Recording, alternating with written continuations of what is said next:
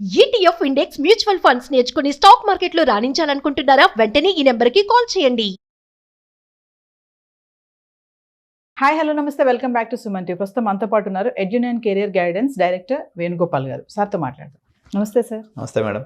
Sir, ఇప్పుడు అమెరికాలో ఉన్నటువంటి మన ఇండియన్ సాఫ్ట్వేర్స్ పరిస్థితి ఎలా ఉంది? మన ఐటీ జాబ్స్ అసలు ఉంటాయా పోతాయా అంటే మీ అనాలైసిస్లో ఏం చెప్తారు సార్? మేడం, ఇప్పుడైతే ట్రంప్ అయితే అడ్మినిస్ట్రేషన్ అయితే స్టార్ట్ అయిపోయింది. మనకి జనవరి నుంచి ఆయన ప్రెసిడెంట్గా ప్రమాణ స్వీకారం చేసిన తర్వాత అమెరికాలో పెనుమార్పులు వస్తాయని చెప్పాలి. ఎందుకంటే డొనాల్డ్ ట్రంప్ అనే వ్యక్తి బిజినెస్ ఫ్రెండ్లీగా ఉంటాడు అండ్ ఇమ్మిగ్రెంట్ యాంటీగా ఉంటాడు. ఈ రెండు విషయాలను గమనించినప్పుడు H1B మీద ఎవరైతే అక్కడ ఉన్నారో వీళ్ళకైతే తిప్పలు తప్పవు మేడం. ఎందుకు అంటే ఇంతకుముందు ప్రీవియస్ అడ్మినిస్ట్రేషన్లో కూడా వాళ్ళందరినీ 30 తిప్పలు పెట్టి 3 చెరువులు నీళ్ళు తప్పించాడు ఆయన.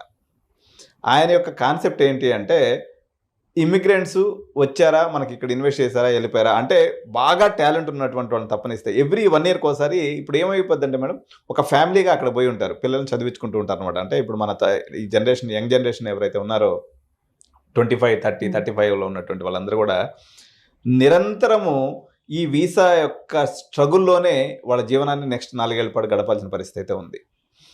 ఇప్పుడు మాకు తెలిసినటువంటి ఎంతోమంది మిత్రులు, లేకపోతే మాకు తెలిసినటువంటి ఫ్రెండ్స్ వాళ్ళ పిల్లలందరూ ఇక్కడ కూడా వాళ్ళు ఈఎంఐలు తీసుకొని ఇల్లు కొనుక్కొని ఉంటారు, అదేవిధంగా కారు కొనుక్కొని ఉంటారు, పిల్లల్ని చదివించుకుంటూ ఉంటారు. వాళ్ళంతా కూడా ఒక రకంగా చెప్పాలంటే డిస్టర్బ్ అయిపోయినటువంటి పరిస్థితి. ఎవరైతే అక్కడ గ్రీన్ కార్డు హోల్డర్స్ ఉన్నారో వాళ్ళ వరకు మేలే మేడం, వాళ్ళకి ఎటువంటి ఇబ్బంది లేదు. ఎవరైతే H1B మీద ఉన్నారో, లేకపోతే డిపెండెంట్ వీసా మీద ఉన్నారో, L1 మీద ఉన్నారో, స్పౌస్ జాబ్ చేసుకునే దానికి అవకాశం ఇవ్వద్దని చెప్పేసి ఈయన ఒక పాలసీ పెట్టుకుంటాడు. అట్లా తీసుకున్నప్పుడు ఈయన అడ్మినిస్ట్రేషన్లో మాత్రం అక్కడ ఉన్నటువంటి వాళ్ళందరికీ కూడా ఇబ్బందికరమైనటువంటి సిచ్యువేషనే. కానీ ఇప్పుడు మీరు అన్నారు కదా, అక్కడ సాఫ్ట్వేర్ ఉద్యోగాలు ఉంటాయా పోతాయా అనేది, ఇది ఒక్క ట్రంప్ మీద ఆధారపడి ఉండదు మేడం. ఎందుకంటే ఆర్టిఫిషియల్ ఇంటెలిజెన్స్ వల్ల లక్షలాది ఉద్యోగాలు ఒకవైపు పోతూ ఉన్నాయి.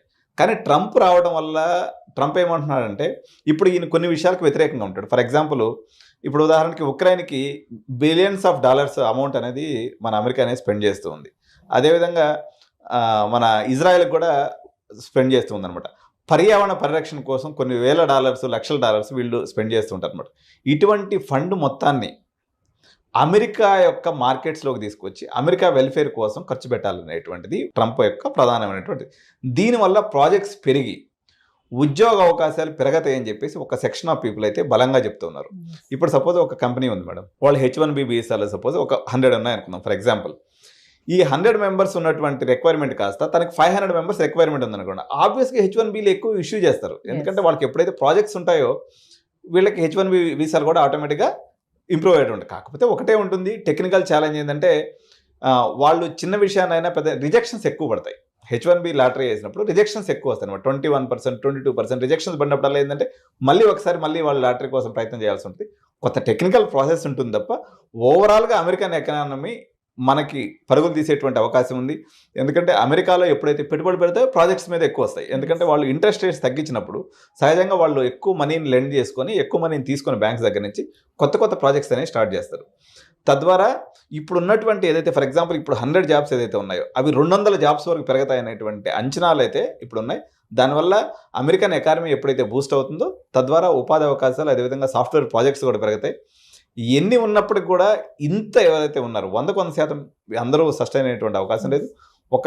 ఇప్పుడు ఉన్నటువంటి దాని మీద డబల్ మెరుగుదలే ఉంటుంది తప్ప ట్రంప్ వల్ల టెక్నికల్గా ఇబ్బందులు, H1B వీసా విషయంలో ఇబ్బందులు, వాళ్ళకి డిపెండెంట్గా ఉండేటువంటి వాళ్ళ విషయంలో ఇబ్బందులు, ఇటువంటి టెక్నికల్ ఇబ్బందులు ఉంటాయి తప్ప ఓవరాల్గా ఉపాధి అయితే మాత్రం పెరుగుతుంది తప్ప తగ్గిపోయేటువంటి అవకాశం ఏం లేదు మేడం. ఆల్రెడీ AI వల్ల లే ఆఫ్స్ వస్తున్నాయని మనం వింటూనే ఉన్నాం సార్. ఇప్పుడు ట్రంప్ రావడము అంటే ఈ రెండు ఒకేసారి యాడ్ అవ్వడంతో ఏం ప్రాబ్లం లేదని అంటారా మీరు జాబ్స్కి? అంటే యాక్చువల్గా ఏమైందంటే మేడం, అమెరికా యొక్క స్పెండింగ్ అనేది ఏదైతే ఉంటుందో చాలా డైవర్సిఫైడ్ సెక్టార్లో ఉంటుంది అనమాట. ఈయన బిజినెస్ ఫ్రెండ్లీ కావడం వల్ల ఇప్పుడు అమెరికన్ కంపెనీస్కి ప్రాజెక్ట్స్ రూపంలో, ఫండ్స్ రూపంలో ఇబ్బంది లేకుండా చేస్తాడు. ఎందుకంటే ఇలాన్ మస్క్ ఎవరైతే ఉన్నాడో ఆయన్ని కూడా ట్రంప్ అడ్మినిస్ట్రేషన్లో తీసుకొని అమెరికాని ప్రపంచంలో కల్లా గ్రేట్గా చేయాలనే కాన్సెప్ట్తో అన్ని కంపెనీస్కి ఫండ్స్ ఫ్లో పెరుగుతుంది, అదేవిధంగా ప్రాజెక్ట్స్ కూడా పెరుగుతాయి. కాబట్టి తద్వారా ఉపాధి అవకాశాలు పెరుగుతాయి తప్ప నష్టం లేదు.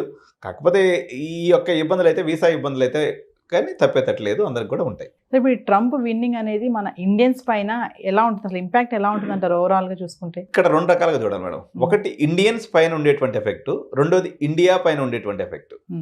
సో ఇండియన్స్ పైన ఓవరాల్గా తీసుకున్నప్పుడు న్యూట్రల్ ఎఫెక్ట్. అంతకుముందు మామూలుగా అనుకున్నాం కానీ నెగిటివ్ అవుతుంది అనేటువంటి కొన్ని అంచనాలు ఉన్నాయి, కానీ పెద్దగా నెగిటివ్ జరగకపోవచ్చు. కానీ ఓవరాల్గా ఇండియా మీద చూస్తే మాత్రం ఏ రకంగా తీసుకున్నా ట్రంప్ వల్ల మనకు చాలా లాభాలే. ఎందుకంటే ఓవరాల్గా ఇండియన్ ఎకానమీ డెవలప్ అవ్వాలి అన్నట్లయితే మనకి నియరెస్ట్ కాంపిటేటర్ వచ్చేసి చైనా మేడం. అతనికి చైనా అంటే సుతరాము పడదు. దీనివల్ల మనకు అనేక రకాలైనటువంటి విడిభాగాలు, ఓఈఎంస్ అంటారు అనమాట. ఓఈఎంస్ అంటే విడిభాగాల సప్లై ఏదైతే ఉందో దీనికి సంబంధించినటువంటి వేలాది ప్రాజెక్ట్స్ ఇండియాకి వచ్చేటువంటి అవకాశం ఉంది. దీనివల్ల మన ఇండియాలో పర్టికులర్గా మెకానికల్ చదువుకున్నటువంటి విద్యార్థులకి, లేకపోతే ఏరోస్పేస్లో చదువుకున్నటువంటి విద్యార్థులకి, ఏరోనాటికల్ చదువుకున్నటువంటి విద్యార్థులకి, వీళ్ళందరికీ కూడా ఉపాధి అవకాశాలు వస్తాయి. కానీ వేరే సాఫ్ట్వేర్ పరంగా తీసుకున్నప్పుడు కొంత ఇబ్బంది. ఎందుకంటే ఈయన ట్యాక్స్ అనేది ఇంపోర్ట్స్ మీద విపరీతంగా పెంచుతానని అంటున్నాడు. ఈ ట్యాక్స్ ఇప్పుడు మనం తయారు చేసేటువంటి సాఫ్ట్వేర్లో దాదాపు 70% సాఫ్ట్వేర్ ఎక్స్పోర్ట్ టు అమెరికా అనమాట. ఎప్పుడైతే వాళ్ళు ట్యాక్స్లు పెంచుతారో ఆటోమేటిక్గా మన కంపెనీల యొక్క ఫినాన్షియల్ అనేది క్రంచ్ వస్తుంది వీళ్ళకి. తద్వారా వీళ్ళు ఏం చేస్తారంటే కంజ్యూస్గా తయారవుతారు. వాళ్ళు ఎప్పుడైతే కంజ్యూస్గా తయారవుతారో మన సాఫ్ట్వేర్ ఎంప్లాయీస్కి ఇంక్రిమెంట్స్ ఉండవు, కొత్త వాళ్ళని తీసుకునేటువంటి శక్తి వాళ్ళకు ఉండదు, ఈ ఇబ్బందులు అనేది ఉంటుంది. ఎందుకంటే సస్టైనబిలిటీ అనేది వీళ్ళకి తక్కువ అయిపోతుంది అనమాట, ఎందుకంటే వాళ్ళు ట్యాక్స్ పెంచడం ద్వారా. సో ఈ ఇబ్బంది అయితే మనకు ఉంటుంది. అయినప్పటికీ ఆయన ఏమంటున్నాడంటే 60% ట్యాక్స్ని చైనా నుంచి వచ్చే ప్రొడక్ట్స్ మీద వేస్తాను, అదేవిధంగా వేరే ఇండియా నుంచి వచ్చే వాళ్ళకి మాత్రం 20 నుంచి 25% ట్యాక్స్ వేస్తానని ప్రజెంట్ తను ఎలక్షన్ టైంలో చెప్పినటువంటి మాట.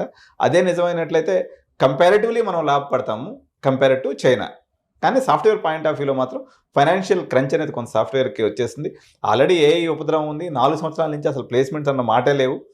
దానికి తోడు ఇదిగానే యాడ్ అయింది అన్నట్లయితే కంపెనీస్ యొక్క ఆర్థిక సౌలభ్యం తగ్గిపోయి మన ఇక్కడ లోకల్గా ఉన్నటువంటి సాఫ్ట్వేర్ ఎవరైతే చదువుతున్నారో విద్యార్థులకు మాత్రం డెఫినెట్గా వీళ్ళకైతే కొంత ఇబ్బంది జరిగేటువంటి అవకాశం అయితే ఉంది మేడం. అంటే సార్ ఇప్పుడు వలసగా వెళ్తారు కదా, ఇమిగ్రెంట్స్ ఉంటారు, ఇల్లీగల్గా వెళ్తారు కదా, వాళ్ళపైన బాగానే ఇప్పుడు స్ట్రిక్ట్గా ఉంటుందంటారా? 100% స్ట్రిక్ట్గా ఉంటుంది మేడం. ఆయన ఇల్లీగల్ ఇమిగ్రేషన్ విషయంలో చాలా, అంటే ట్రంప్ యొక్క సహజ స్వభావం ఏంటంటే నోటికి ఎంత మాట వస్తే అంత మాట అంటారు అనమాట. ఆయన ఈ మధ్య ఒక మీటింగ్లో చెప్తూ వాళ్ళు పిల్లులు తింటారు, కుక్కలు తింటారు, వాళ్ళు మనుషులు కాదన్నట్టుగా మాట్లాడతారు. అంటే ఇల్లీగల్ ఇమ్మిగ్రెంట్స్ అనే మాటే తనకు ఒక నచ్చనటువంటి మాట. మెక్సికో గోడ కడతానంటాడు ఎంతసేపుకి, ఆ నుంచి ఎవరిని రాని అంటాడు. అందువల్ల ఇక్కడ 2 రకాల ఇబ్బందులు ఉన్నాయి. ఒక 9 లక్షల మంది ఎవరైతే, ఒక 9 నుంచి ఒక 10 లక్షల మంది ఇక్కడికి వెళ్ళినటువంటి వాళ్ళ పేరెంట్స్ అక్కడే ఉన్నారు, కానీ పిల్లలు అక్కడ పుట్టలేదు. వాళ్ళు అక్కడే పుట్టి పెరిగి పెద్దవాళ్ళు అయిపోయారు. ఇప్పుడు వాళ్ళకి పౌరసత్వం ఇవ్వనంటున్నాడు ఆయన. ఫస్ట్ అదే ఇప్పుడు పాపం వాళ్ళు ఒక 10 లక్షల మంది, వాళ్ళు పాపం 10th క్లాస్ అక్కడే చదివిండ్రు, ఇంటర్ అక్కడే చదివిండ్రు, డిగ్రీ అక్కడే చదివిండ్రు, పాపం అక్కడే ఉన్నారు. వాళ్ళకి అసలు మామూలుగా ఇండియన్ ఫ్రెండ్స్ కూడా ఎవరు లేరు. కానీ ఇప్పుడు వాళ్ళు ఏంటంటే వాళ్ళు అమెరికన్ సిటిజన్స్ కాదు అంటున్నారు. అంటే యాక్చువల్గా ఇండియన్స్ ఎప్పుడు కూడా పెద్దగా ఇల్లీగల్ ఇమిగ్రేషన్ చేయరు మేడం. వాళ్ళు జనరల్గా ఏంటంటే పాకిస్తానీస్, బంగ్లాదేశ్, తర్వాత వీళ్ళు ఆ మెక్సికో బార్డర్లో పోయేసి సల్లంగా దూరి లోపలికి వెళ్ళిపోతుంటారు తప్ప ఇండియన్ ఇల్లీగల్ ఇమిగ్రెంట్స్ ఓవరాల్గా మనం తీసుకున్నప్పుడు ఇట్లాంటి వాళ్ళు ఉన్నారు. ఎవరు అక్కడే పిల్లలు పుట్టకుండా, మామూలుగా అమెరికాలో పౌరసత్వం ఎట్లా ఉంటుందంటే ఒకవేళ ఈమె ప్రెగ్నెన్సీతో పోయి అక్కడ పాప లేకపోతే బేబీ పుట్టింది అనుకోండి, వాళ్ళకి బై డిఫాల్ట్ అమెరికన్ సిటిజన్షిప్ అనేది వచ్చేస్తుంది. అట్లా కాకుండా పిల్లలు పుట్టిన తర్వాత అక్కడికి వెళ్ళింది అనుకోండి, పాపం అక్కడే పెరిగి చదువుకుంటారు, కానీ వాళ్ళకి ఇప్పుడు గ్రీన్ కార్డ్ రావడానికి 100 ఏళ్ళ క్యూ ఉంది. వాళ్ళకి ఇప్పుడు గ్రీన్ కార్డ్ వచ్చే అవకాశం లేదు. సో ఈ గ్రీన్ కార్డు విషయంలో ఆయన ఒక పాలసీ తీసుకుని ఏదైనా ముందుకెళ్తే ఆయన 2 రకాలుగా చెప్తాడు.